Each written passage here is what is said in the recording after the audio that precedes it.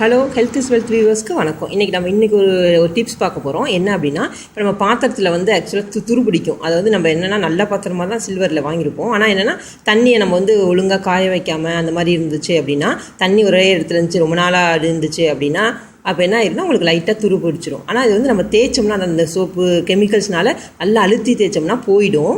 ஆனால் வந்து என்ன ஆயிரும்னா பாத்திரம் ஃபுல்லாக ஸ்க்ராச்சஸ் விழுந்துடும், அப்படியே கோடு கோடாக விழுந்துடும். ஏன்னா அழுத்தி தேய்க்கிறோம் இல்லையா.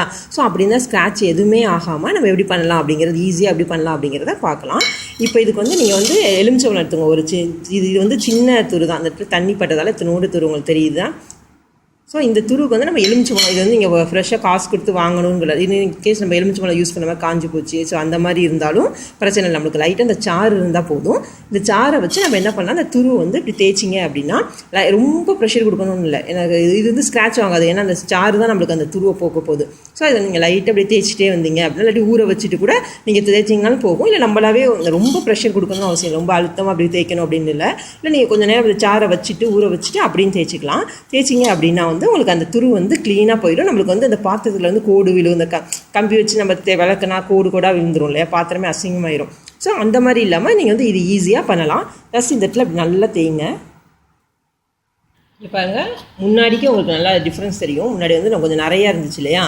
இது வந்து நீங்கள் வந்து சாறு அப்படியே ஊற வச்சுட்டு கூட நீங்கள் வந்து பண்ணலாம். இல்லை உடனே பண்ணணுன்னாலும் கொஞ்சம் அந்த இதை தேய்ச்சோம்னா வந்துங்க. முன்னாடி வந்து கொஞ்சம் பெருசாக இருந்துச்சு, இப்போ பாருங்கள் இன்னும் கொஞ்சம் தேய்ச்சா போயிடும். இது பாருங்கள், முன்னாடிக்கு பாருங்கள் துரு ஃபுல்லாக போயிடுச்சு. அந்த பாத்திரத்தோட கோட்டிங் இருக்கு இல்லையா, அந்த கோட்டிங், இந்த சில்வர் இதுக்கு வந்து போன கோட்டிங் இருக்குல்ல, அதுதான் இருக்குது. துரு மஞ்சளாக இருந்தது ஃபுல்லாக போயிடுச்சு பாருங்கள்.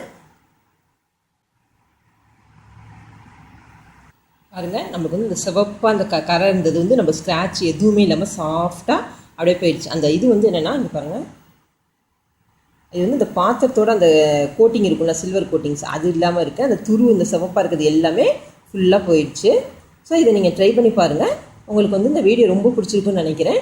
லைக் பண்ணுங்கள், ஷேர் பண்ணுங்கள், சப்ஸ்கிரைப் பண்ணுங்கள். அடுத்த வீடியோவில் நம்ம இதோட வேறு ஏதாச்சும் அருமையான டிப்ஸோடு சந்திக்கலாம். நன்றி, வணக்கம்.